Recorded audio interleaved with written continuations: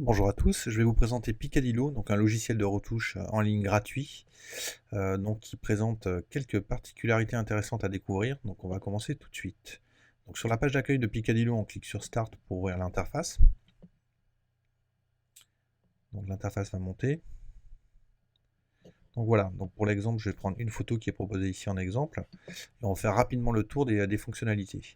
Donc il y a 6 menus ici à gauche qui contiennent chacun un certain nombre de fonctionnalités. Donc on va voir très rapidement les fonctionnalités proposées, puis j'insisterai en fait sur ce qui fait tout l'intérêt en fait de cet outil.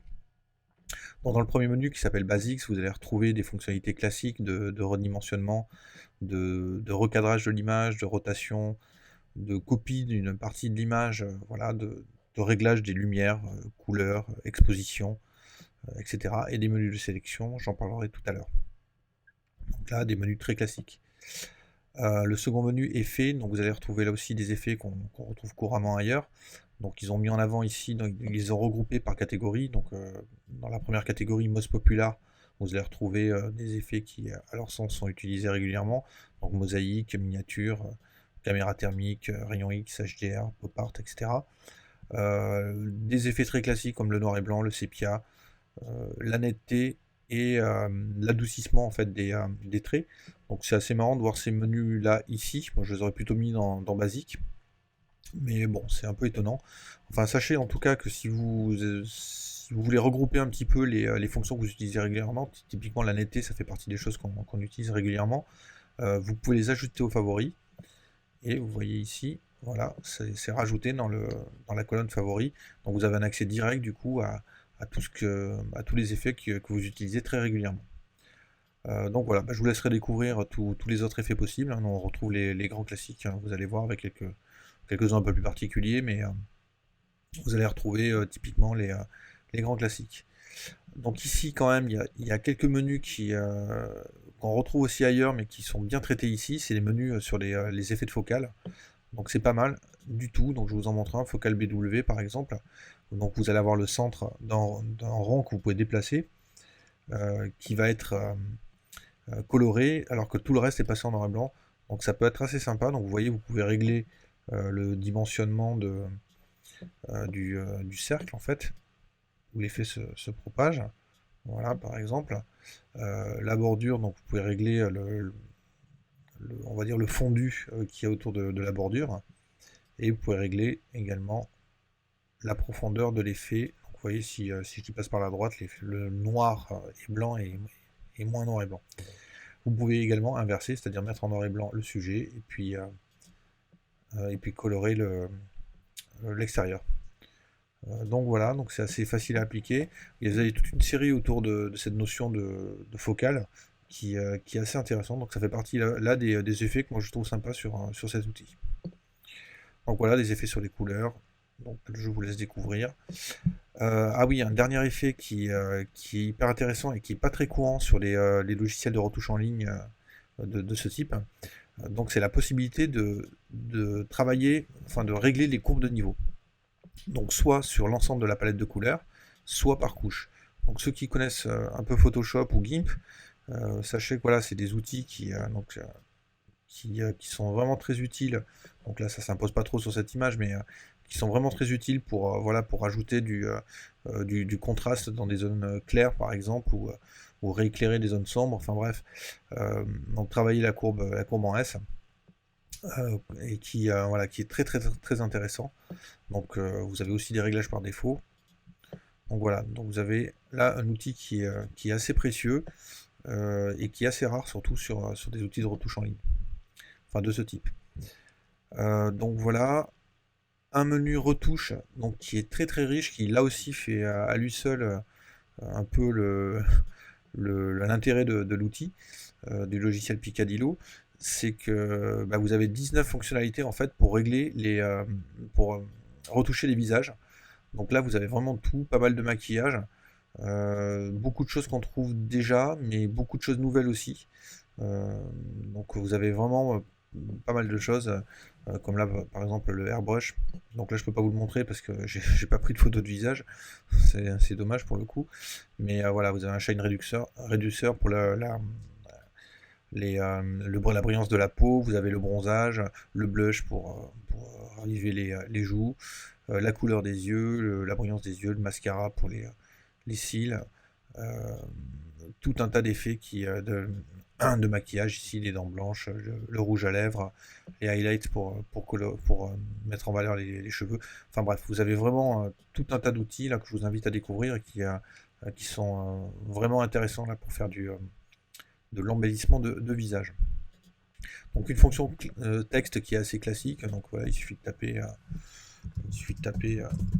un texte, de l'ajouter ici, de le positionner où on veut, puis après vous pouvez changer la police, donc il y a un certain nombre de polices donc les plus classiques ici, les polices web comme on dit, donc Arial, Courrier New, etc. Puis des polices un peu plus originales. Donc voilà, là aussi c'est du grand classique, il y en a moins que dans certains logiciels, mais bon, honnêtement ça suffit largement pour écrire des textes, vous avez un petit peu toutes les sortes, donc c'est pas mal. Donc un cinquième menu, donc les textures, donc là aussi un grand classique. Pour chaque texture, vous avez plusieurs possibilités de choix en fait de texture. Donc, par exemple ici sur briques, donc vous avez par défaut là ce type de briques, mais vous avez ici 3 autres choix de briques avec des couleurs différentes. Donc c'est pas mal. Vous avez tout un tas de petits réglages qui permettent d'affiner un peu la chose. Donc là par exemple si vous voulez un peu diminuer l'effet et le laisser une légère transparence, vous pouvez le régler ici. Vous pouvez ignorer aussi la couleur de base de la texture, si vous voulez juste garder la silhouette. Et donc là, vous pouvez grossir aussi ou diminuer l'échelle de la silhouette. Donc voilà. Donc vous avez un mode aussi de fondu qui permet de choisir parmi une dizaine ou douzaine de modes de fondu en fait. Reste à choisir voilà, celui qui vous convient le mieux. Donc sympathique. Donc voilà, après c'est assez classique, vous avez tout un tas de types de textures, peinture, pierre, bois, métal, verre, etc. Par contre, l'originalité là aussi de cet outil, c'est la possibilité de rajouter des textures personnalisées. Donc en fait, vous uploadez votre image, votre texture, et vous pouvez ensuite la régler comme les autres textures. Et là, pour le coup, c'est franchement intéressant. Là aussi, il n'y a pas tellement d'outils de ce type qui proposent ça. Là, c'est vraiment un petit plus qui est proposé par cet outil. Donc, le dernier menu, donc c'est les cadres. Donc là, vous retrouvez toutes les grandes typologies de cadres, donc avec les coins arrondis, donc la dual edge avec deux bordures, voilà, donc avec une ombre, etc. Donc vous avez tout un tas de possibilités. Donc là aussi sympathique. Donc moi j'aime bien le Polaroid. Donc, je vais vous le montrer, voilà. Donc vous pouvez choisir l'angle. Donc c'est assez. Donc là, le fond transparent si vous voulez une image PNG. Aplatir si vous voulez supprimer un petit peu les ombres. Donc non, c'est assez sympa. Donc voilà, c'est pas ce qui fait l'originalité la plus folle du logiciel, mais bon, c'est sympathique, on retrouve le minimum vital pour faire ça. Voilà, donc là j'ai fait le tour très rapidement des fonctionnalités. Je vais vous en montrer une dernière qui est un petit peu le joyau de la couronne. Donc ici je vais voilà, diminuer l'image et je vais rajouter une photo. Donc là je vais en chercher une sur mon disque. Voilà, donc je vais prendre celle-ci par exemple. Et là, vous allez voir que vous pouvez travailler sur le même plan, deux photos en fait. Donc vous avez deux espaces de travail en un. Donc là mon ordinateur il est pas assez dimensionné pour en mettre plus, parce que ça va devenir trop petit. Mais par contre si vous avez un iMac ou un grand écran, là vous pouvez très bien travailler avec 3-4 images sans problème. Donc ça c'est assez sympathique, donc vous pouvez régler évidemment des effets sur chacune en passant de l'une à l'autre. Mais la fonctionnalité qui est intéressante aussi par le fait d'avoir deux images en parallèle, c'est la possibilité de faire une sélection d'une partie de l'image voilà, d'un côté. Donc là je vais appliquer. Et de la copier sur l'autre image. Voilà, donc ça se fait super facilement. Vous pouvez choisir après le mode d'intégration, etc. Bon là ça n'a aucun sens évidemment, un gâteau au milieu d'un insecte, bon ça évidemment pas tellement de sens. Donc voilà, après vous choisissez le mode de fusion, la transparence, bref, vous pouvez incruster proprement votre image dans la seconde image, et donc ça c'est carrément super pratique pour si vous voulez faire un petit montage un peu élaboré, un peu léché, ben c'est super pratique. Donc là je vous ai montré le box sélection donc qui sélectionne une image carrée, mais vous avez aussi Free Selection qui vous permet de sélectionner une image, enfin un contour un peu plus élaboré.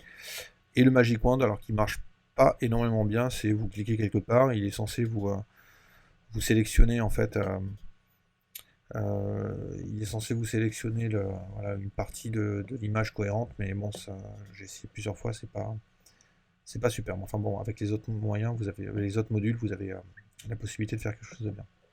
Donc voilà, c'était la dernière fonctionnalité que je voulais vous montrer. Pas une des moindres, là aussi c'est assez peu courant sur des logiciels en ligne comme ça. Donc c'est pas mal du tout. Donc j'espère que ça vous a plu, que ça vous a donné envie d'aller essayer un Picadillo. En tout cas, si n'hésitez pas à venir laisser un commentaire sur le blog après avoir essayé. Je vous dis à bientôt. Au revoir.